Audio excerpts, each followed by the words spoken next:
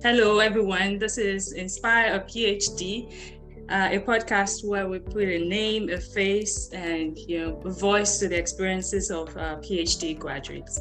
And here we will speak with graduates that have gone through the PhD program, and in their own voice, we would like them to describe what PhD is all about and what it is not. Our aim is to inspire current and prospective PhD students in their journey and in their journey in wanting to know if they are the only ones that are going through whatever they are going through and if there is light at the end of the tunnel. And today I have a great privilege of having Dr. Andeme Ela. And I am so honored. She's a great person. I met her in a very wonderful way, and she's been a kind of like inspiration for me, even as a PhD student. And I wouldn't want to just say everything about her. I would like her to go ahead and please introduce yourself to us, Dr. Andeme Ela. Good afternoon, everyone. Thank you so much, Ife, for inviting me to your platform. It's my honor to be here today.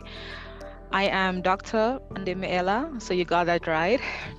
And I'm a PhD in chemical engineering. And very briefly, my biosketch, I obtained my bachelor's and my Master of Sciences degrees from the University of New Mexico. And then I moved to Houghton, Michigan, in the Upper Peninsula of Michigan, to Michigan Tech University, and that's where I graduated my PhD in chemical engineering. Wow. Yeah.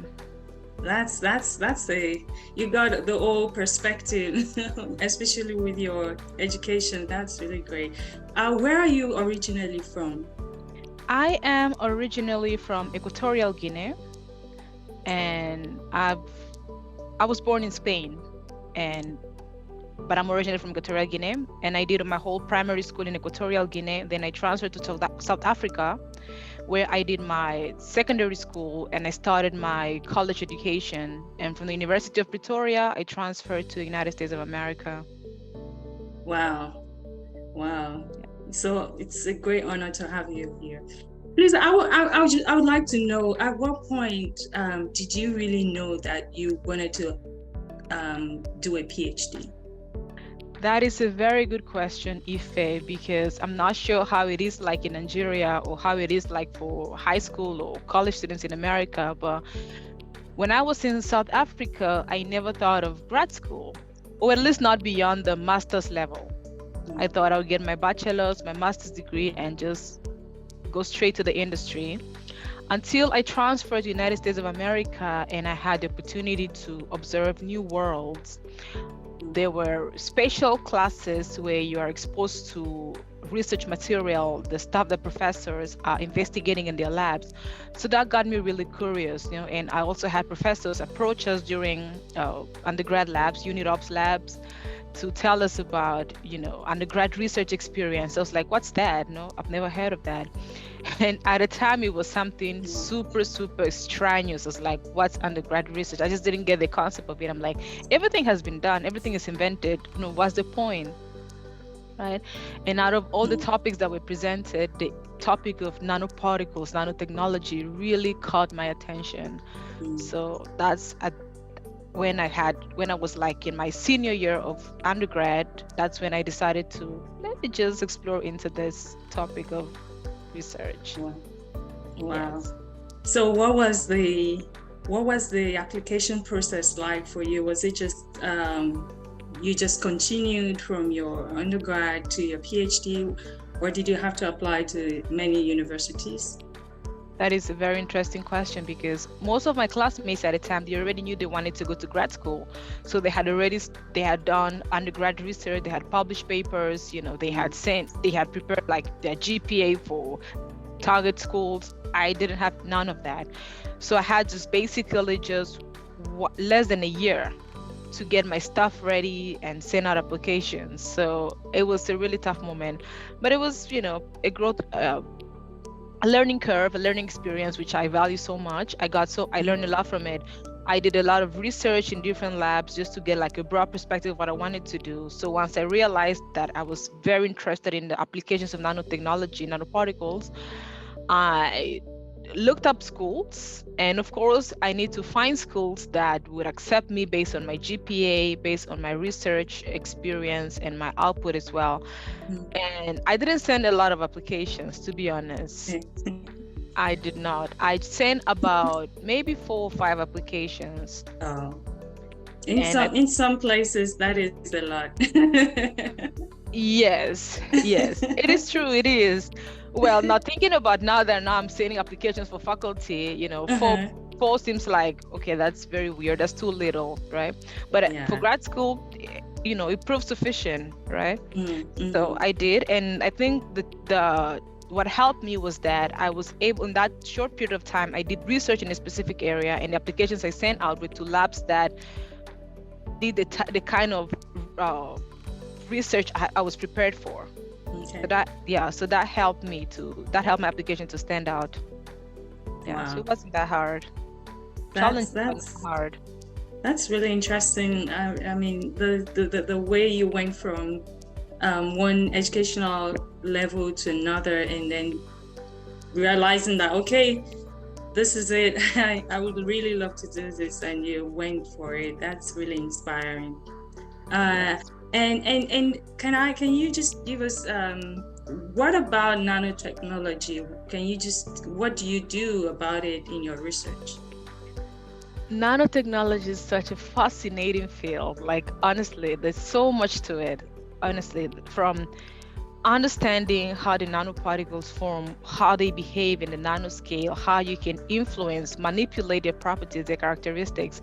It's just wonderful. It just captivated my heart. And right now, what I'm trying to do is I'm trying to apply nanotechnology in 2 fields: in catalysis, which is the science of basically transforming conducting chemical reactions at a faster rate and at a cheaper rate, right? And that involves creating a catalyst.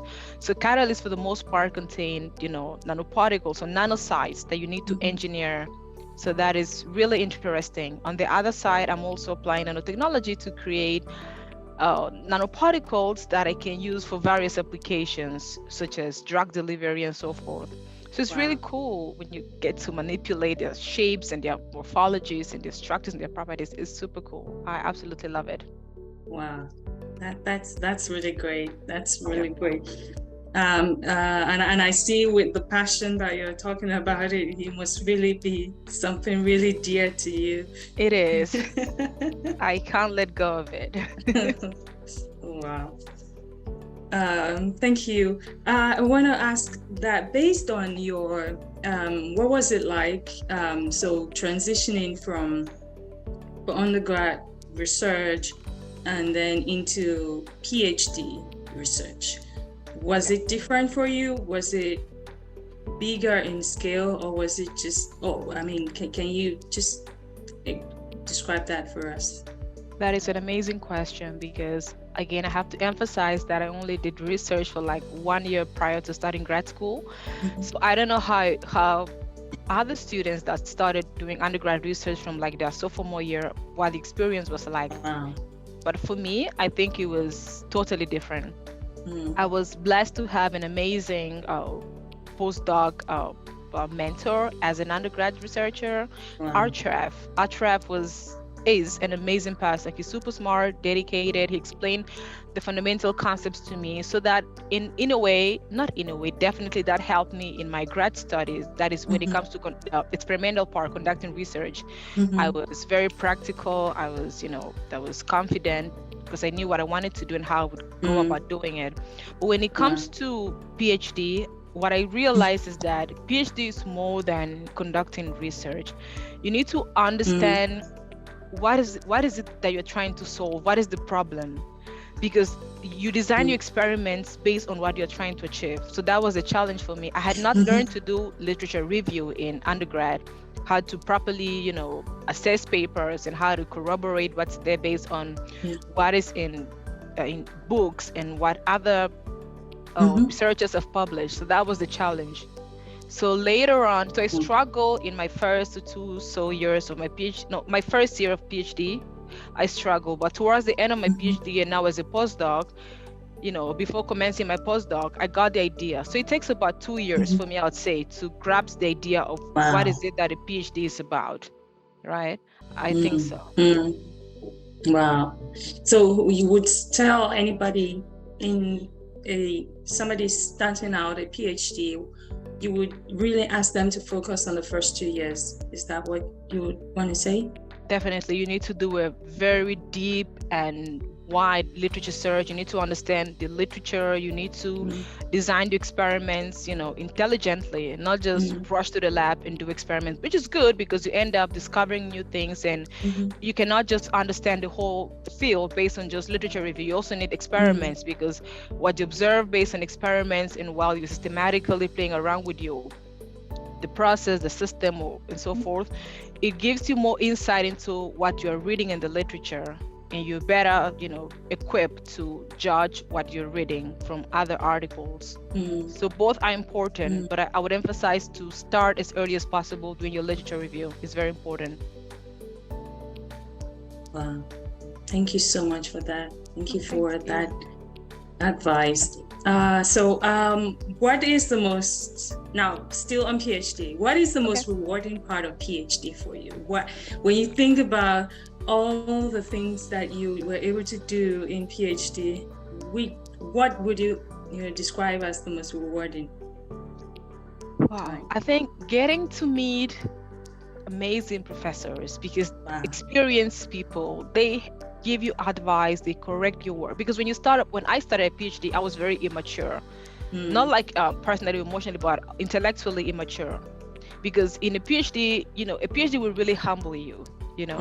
You learn to think critically. You need to learn to analyze stuff. You learn to expand, the science that you're working on. So it really humbles you. And when you're surrounded by these professors that are so experienced, they guide you. So you learn a lot from them. So you really mature. You really improve as a person and as a professional. So I think that is the best part of a PhD, the fact that you learn to think, you learn to be, your mindset changes towards a growth direction. I think that was it for me. Wow, thank you for using that word, growth direction. That's very important as intellectuals. Thank you so much. Okay, I would what would you say to somebody that is just about starting a PhD? What advice would you give such a person? To be confident and to be open to learning, to explore as much as they can. Like, doesn't matter. It's okay to be wrong, right? It's okay. And just learn as much as you can. Ask for feedback from professors, from senior colleagues, from your mentors and everybody. Just accept the negative feedback as well as you would accept the positive feedback, because you grow from both of them, right? So just be open to learning. Enjoy it. Wow, that's awesome. Thank you. You're welcome. Thank you. How long did it take you to write your dissertation? What was it? What was the process for you? Okay, so it took me,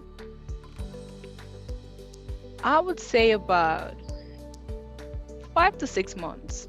Wow. Yes. And I did it very fast because I was a new mom at the time. Okay. So I was under pressure to get it done. But I would say that it doesn't take much, because throughout your PhD journey, you're constantly searching the literature. So you take notes down, you're writing, you're correcting.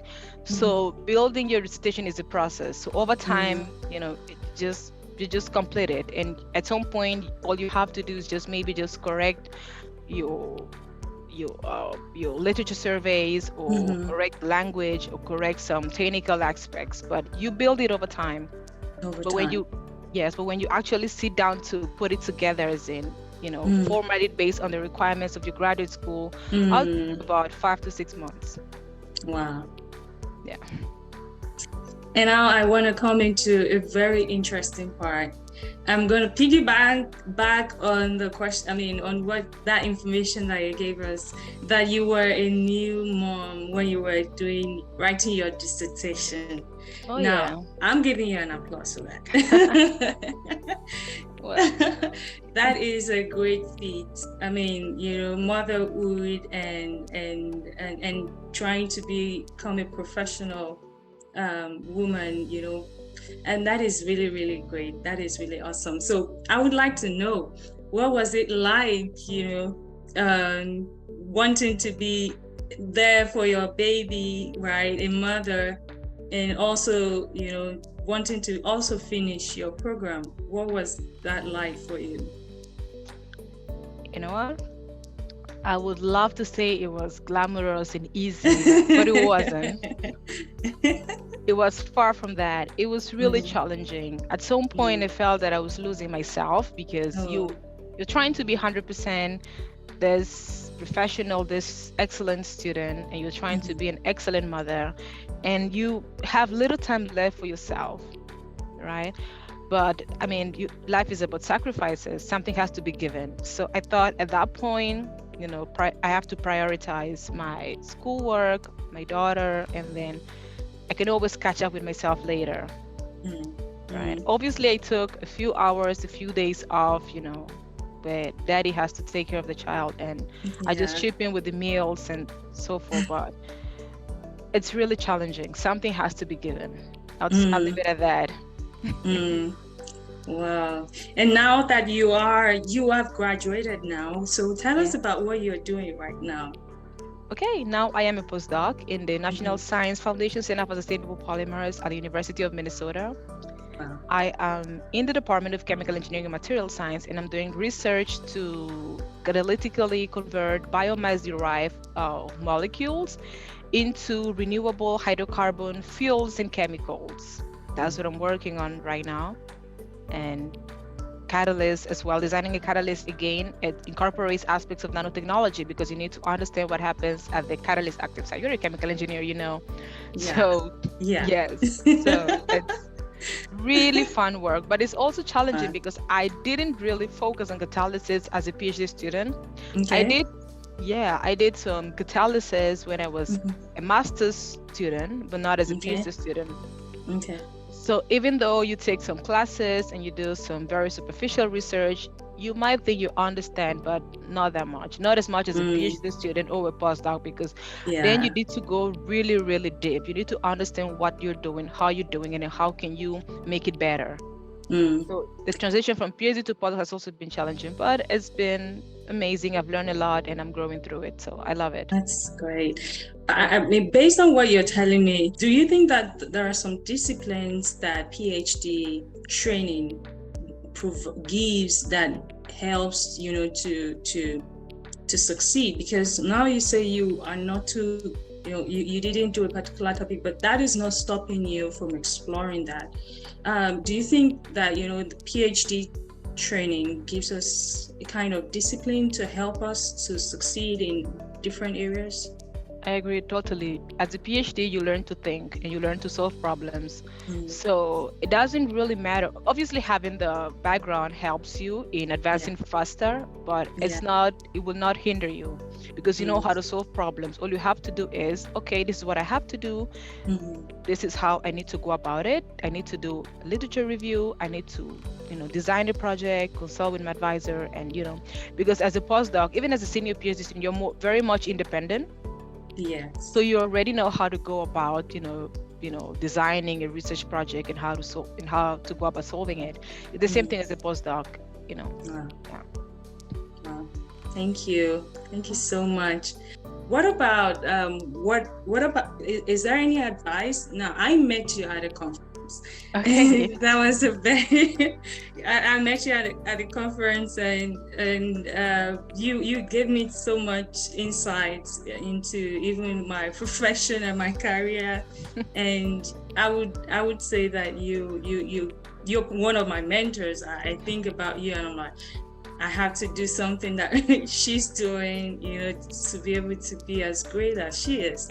And I want to ask, what do you think about attending conferences? What did attending conferences?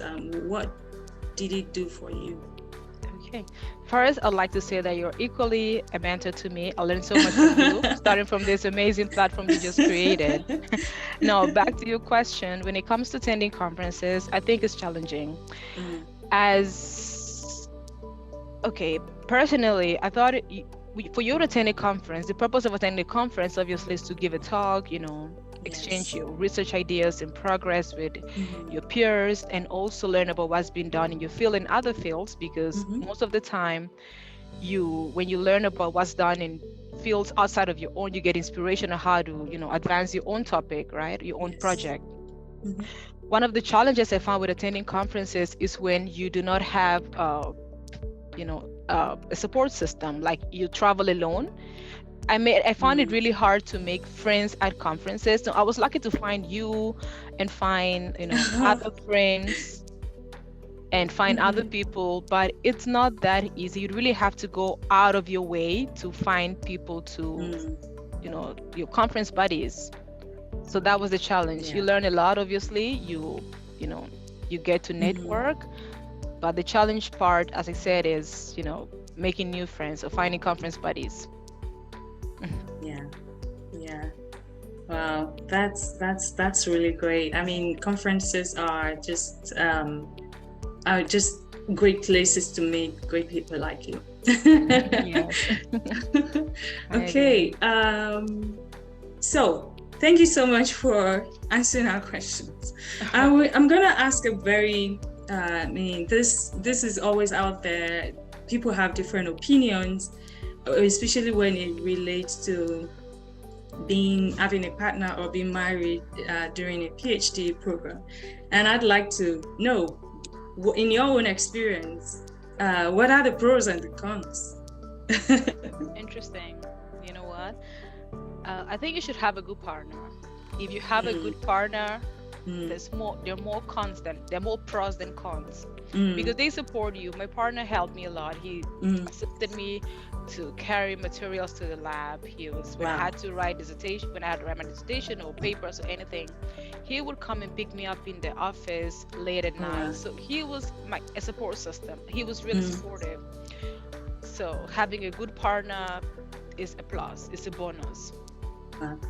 So, but having a bad partner, on the other hand, would definitely deteriorate your progress and your mental health. So I wouldn't advise that. Having a good partner, yes, I do advise for that. It's a plus, right? Yes, I think so. Okay. Thank you so much. You're welcome. Thank you so much. I'm so excited that you're here, and I'm just so happy that you can answer all these questions. I have 2 questions. 2 in 1. What was the most challenging aspect of your PhD program or your research, and what was the easiest? Like, you just breeze through it, with little or no effort. Okay.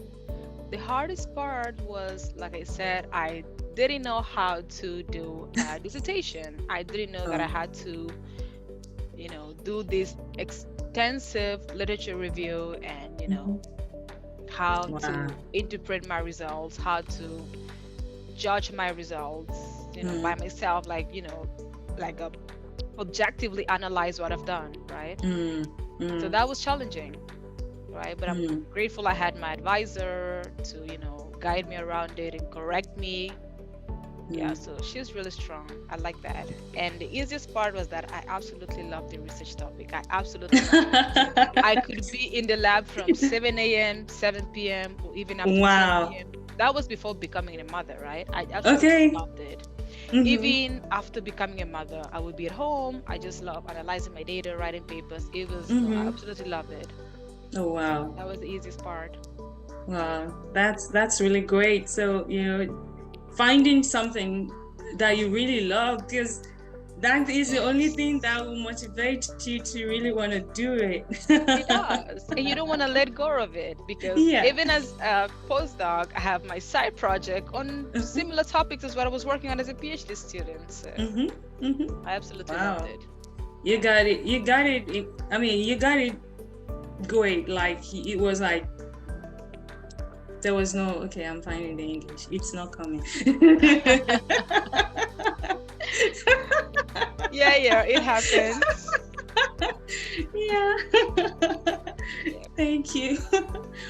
Thank you so much for coming on this show. We are so glad and so inspired by your story. You are a great, you're a great example to those that are hoping to have a PhD in front of their names. And we really are sure that we're very sure, we're certain that somebody listening to this is inspired by your story. Thank you so much. And we hope to have you sometime again. Thank you. Thank you so much to you, Ife, and thank you for creating this amazing platform. It will be really helpful to a lot of people. I'm sure of that. Thank you. Thank Thanks you to so you. much. Have a good one. You too. Thanks for having Bye. me. Bye.